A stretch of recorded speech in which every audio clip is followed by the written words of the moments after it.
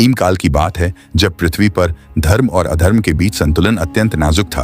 हिमालय की बर्फीली चोटियों में जहां आध्यात्मिकता का वास था, महायोगी गोरखनाथ जी अपनी तपस्या में लीन थे। उनकी काया अग्नि के समान प्रदीप्त थी और उनका ज्ञान तीनों लोकों में विख्यात था। वे भगवान शिव के अंश थे और उनकी शक्ति अप्रतिम थी। उनके एक आवाहन पर ही सिद्धियां नाच उठती थीं और उनके एक संकेत पर ही प्रकृति अपने नियमों को बदल देती थी।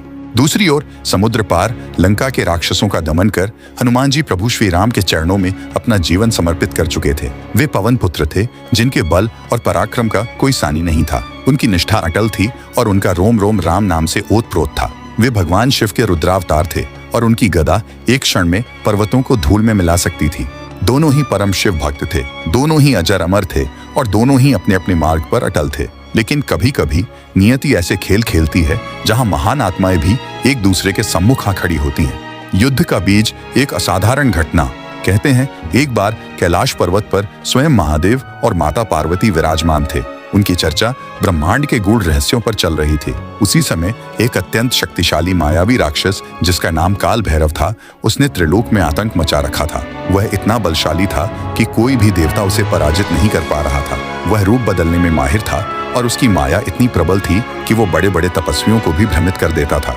एक दिन काल भैरव ने सोचा कि क्यों न महादेव को ही भ्रमित किया जाए। अपनी माया से उसने एक ऐसा रूप धारण किया जो स्वयं भगवान शिव के रूप से मिलता जुलता था, लेकिन उसमें एक हल्की सी विकृति थी। उसने यह रूप धारण कर महादेव की तपस्या में विघ्न डालना शुरू कर दिया। महादेव ने उसे तत्काल पहचान लिया, लेकिन वे ये देखना चाहते थे कि उनके भक्त इस स्थिति में क्या करते हैं। उन्होंने अपनी योग माया से एक अदृश्य संकेत भेजा जिससे दो महान आत्माओं को इस मायावी संकट का समाधान करने का दायित्व सौंपा गया। गोरखनाथ का आगमन। गोरखनाथ जी को जब ये आभास हुआ कि कोई अधर्मी कैलाश पर उपद्रव कर रहा है तो उनका क्रोध उग्र हो उठा। उनके शिष्यों ने उन्हें बताया कि एक विचित्र आकृति कैलाश पर घूम रही है जो स्वयं महादेव जैसी दिखती है, पर उसकी ऊर्जा दूषित है। गोरखनाथ जी ने अपनी दिव्य दृष्टि से देखा और तुरंत समझ गए कि ये कोई मायावी है। वे तत्काल अपनी योग शक्ति से कैलाश की ओर प्रस्थान कर गए। उनकी यात्रा इतनी तीव्र थी कि पलक झपकते ही वे कैलाश पर्वत पर पहुंच गए। वहां उन्होंने देखा कि मायावी काल भैरव महादेव के ही रूप में उपद्रव कर रहा था। गोरखनाथ जी ने एक गर्जना की, हे अधर्मी, तूने महादेव का रूप धारण करने का दुस्साहस कैसे किया? अपनी माया छोड़ और अपना वास्तविक रूप दिखा। काल भैरव ने गोरखनाथ जी को देखा और मुस्कुराया। उसे अपनी माया पर इतना अभिमान था कि उसने सोचा कि वो गोरखनाथ जी को भी भ्रमित कर सकता है। उसने गोरखनाथ जी पर एक प्रचंड माया जाल फेंका जिसमें तरह तरह के डरावने दृश्य और मन को विचलित करने वाली आकृतियां थीं। हनुमान जी का प्रवेश। उसी समय धरती पर हनुमान जी ने अपनी तीव्र पवन गति से अनुभव किया कि कैलाश पर कुछ अनिष्ट हो रहा है। उन्होंने अपने आराध्य भगवान शिव के वास स्थान पर किसी अनिष्ट की कल्पना मात्र से ही विचलित हो उठे। वे तुरंत अपनी विराट काया धारण कर कैलाश की ओर उड़ चले। उनकी गति इतनी तीव्र थी कि आकाश मार्ग में बादलों को चीरते हुए वे आगे बढ़ रहे थे।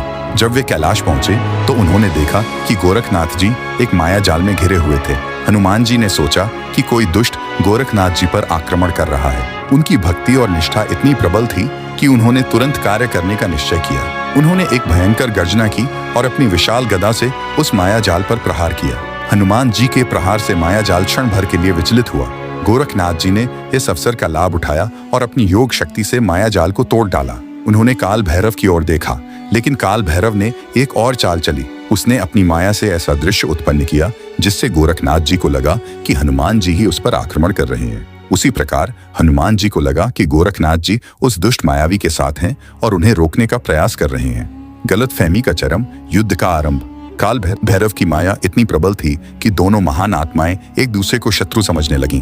गोरखनाथ जी ने सोचा, यह वानर जिसने महादेव का रूप धारण करने वाले दुष्ट का पक्ष लिया है, अवश्य ही उसी का सहयोगी है। मुझे इसे रोकना होगा, अन्यथा ये कैलाश को और भी दूषित कर देगा। हनुमान जी ने सोचा, ये तेजस्वी योगी क्यों इस दुष्ट को बचाने का प्रयास कर रहा है? अवश्य ही ये भी उसकी माया का शिकार है या स्वयं दुष्ट है। मुझे इसे रोकना होगा ताकि मैं उस मायावी को दंडित कर सकूं। और इस प्रकार दोनों के बीच एक भयंकर युद्ध का आरंभ हो गया। महाभयंकर युद्ध का विस्तृत वर्णन। पहला चरण, शक्ति का प्रदर्शन। सबसे पहले गोरखनाथ जी ने अपनी योग शक्ति का प्रदर्शन किया। उन्होंने अपने चारों ओर एक अग्नि चक्र उत्पन्न किया जिसकी ज्वालाएं आकाश तक पहुंच रही थीं। उन्होंने हनुमान जी की ओर कई मंत्रों से युक्त ऊर्जा गोलों का प्रहार किया। ये ऊर्जा गोले इतने तीव्र थे कि वे किसी भी पर्वत को भस्म कर सकते थे। हनुमान जी भी कहाँ कम थे। उन्होंने अपनी गति का उपयोग किया और उन ऊर्जा गोलों से बचते हुए गोरखनाथ जी की ओर बढ़े। उन्होंने अपनी विशाल भुजाओं से एक विशाल पर्वत उखाड़ लिया और गोरखनाथ जी पर फेंक दिया। गोरखनाथ जी ने मुस्कुराते हुए अपनी योग शक्ति से उस पर्वत को राख में बदल दिया। फिर उन्होंने आकाश में एक भयंकर वज्रनाद उत्पन्न किया, जिसकी ध्वनि से धरती डोलने लगी। दूसरा चरण, अस्त्रों और मंत्रों का टकराव। अब युद्ध और भी तीव्र हो गया। गोरखनाथ जी ने अपने डमरू को बजाया, जिससे एक भयंकर ध्वनि उत्पन्न हुई, जिसने हनुमान जी के मन को विचलित करने का प्रयास किया। उन्होंने कई तांत्रिक अस्त्रों का आह्वान किया, जो नागों के रूप में हनुमान जी पर टूट पड़े। हनुमान जी ने अपनी गदा का उपयोग करते हुए उन नागों को ध्वस्त कर दिया। उन्होंने अपनी पूंछ को इतना लंबा किया कि वो कैलाश पर्वत के शिखर तक पहुंच गई और फिर उस पूंछ से गोरखनाथ जी पर प्रहार किया। पूंछ की गति इतनी तीव्र थी कि वो एक क्षण में वायुमंडल को चीर सकती थी। गोरखनाथ जी ने अपनी योग शक्ति से अपनी काया को अदृश्य कर दिया और हनुमान जी के प्रहार से बच गए। फिर वे अचानक हनुमान जी के पीछे प्रकट हुए और उन पर एक ब्रह्मास्त्र समान मंत्र का प्रयोग किया। यह मंत्र इतना शक्तिशाली था कि यह किसी भी प्राणी को स्तंभित कर सकता था। तीसरा चरण, बल बनाम योग। ब्रह्मास्त्र समान मंत्र के प्रभाव से हनुमान जी क्षण भर के लिए स्थिर हो गए, लेकिन उनकी राम भक्ति इतनी प्रबल थी कि वो मंत्र उन पर पूर्ण प्रभाव नहीं डाल सका। उन्होंने जय श्री राम का उद्घोष किया और अपने शरीर को विशाल रूप में और बड़ा कर लिया। उनकी काया इतनी विशाल हो गई कि वे कैलाश पर्वत से भी ऊंचे दिखाई देने लगे। उन्होंने अपनी मुट्ठी को भींचा और गोरखनाथ जी की ओर तीव्र गति से बढ़े। गोरखनाथ जी ने देखा कि हनुमान जी पर मंत्रों का भी पूर्ण प्रभाव नहीं हो रहा है। उन्होंने अपनी योग शक्ति का उपयोग कर अपनी काया को अत्यंत छोटा कर लिया, लगभग एक अणु के समान, और हनुमान जी की मुट्ठी से बच निकले। फिर वे हनुमान जी के विशाल शरीर के भीतर प्रवेश करने का प्रयास करने लगे ताकि उन्हें अंदर से नियंत्रित कर सकें। हनुमान जी ने अपनी दिव्य शक्ति से गोरखनाथ जी के इस प्रयास को भांप लिया। उन्होंने अपने शरीर को संकुचित करना शुरू कर दिया, जिससे गोरखनाथ जी को भीतर प्रवेश करने में कठिनाई हो। दोनों के बीच ये सूक्ष्म युद्ध भी चल रहा था, जहां एक अणु बनकर प्रवेश करना चाह रहा था और दूसरा उसे रोकने का प्रयास कर रहा था। चौथा चरण, अंतिम टकराव और देवों का हस्तक्षेप। युद्ध अपनी चरम सीमा पर पहुंच चुका था। धरती कांप रही थी, आकाश में बिजली कड़क रही थी और देवताओं को चिंता होने लगी थी कि इस युद्ध का परिणाम क्या होगा। दोनों ही महान आत्माएं अपनी पूरी शक्ति लगा चुकी थी। गोरखनाथ जी ने अपनी अंतिम योग शक्ति का प्रयोग किया और एक दिव्य ज्वाला उत्पन्न की, जो इतनी तीव्र थी कि वो पूरे ब्रह्मांड को भस्म कर सकती थी। उन्होंने इस ज्वाला को हनुमान जी की ओर फेंका। हनुमान जी ने भी अपनी अंतिम शक्ति का प्रदर्शन किया। उन्होंने अपने हृदय में प्रभु श्री राम का स्मरण किया और अपनी छाती खोल दी, जहां उनके हृदय में श्री राम और सीता जी की छवि प्रकाशित हो रही थी। उन्होंने उस दिव्य ज्वाला को अपने शरीर में समाहित करने का प्रयास किया, क्योंकि वे जानते थे कि महादेव के अंश से निकली ज्वाला को सिर्फ महादेव के ही भक्त या महादेव का ही अंश झेल सकता है। जैसे ही ज्वाला हनुमान जी के निकट पहुंची, उसी क्षण स्वयं महादेव और माता पार्वती कैलाश पर्वत पर प्रकट हो गए। उनसे युद्ध तुरंत रुक गया। उनकी उपस्थिति से एक शांति और दिव्य आभा पूरे वातावरण में फैल गई। सत्य का अनावरण और युद्ध का अंत। महादेव ने अपनी गंभीर वाणी में कहा, पुत्रों रुको, तुम दोनों ही मेरे अंश हो, मेरे परम भक्त हो। तुम दोनों को एक दूसरे से लड़ते हुए देखकर मेरा हृदय व्यथित है। महादेव ने अपनी योग माया से काल भैरव की माया को दूर किया। जैसे ही माया हटी, गोरखनाथ जी और हनुमान जी ने देखा कि वे दोनों एक निर्दोष दुष्ट से लड़ रहे थे और उन्होंने एक दूसरे को शत्रु मानकर युद्ध किया था।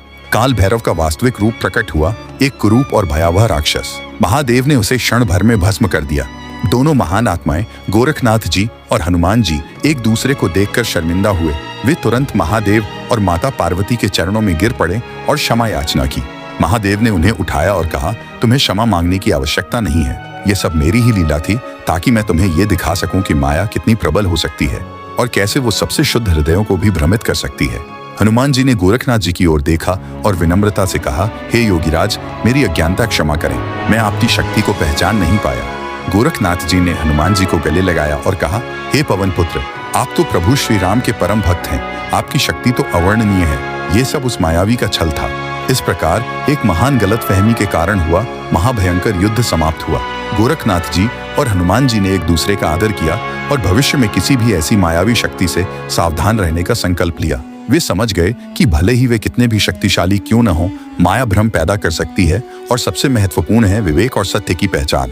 इस घटना के बाद गोरखनाथ जी और हनुमान जी दोनों ही अपने अपने मार्ग पर अग्रसर हुए, ब्रह्मांड में धर्म की स्थापना और भक्तों के कल्याण के लिए कार्य करते रहे। ये कथा हमें सिखाती है कि बाहरी रूप से देखे गए तथ्यों पर तुरंत विश्वास नहीं करना चाहिए और भ्रम में पड़कर किसी गलत निर्णय पर नहीं पहुंचना चाहिए।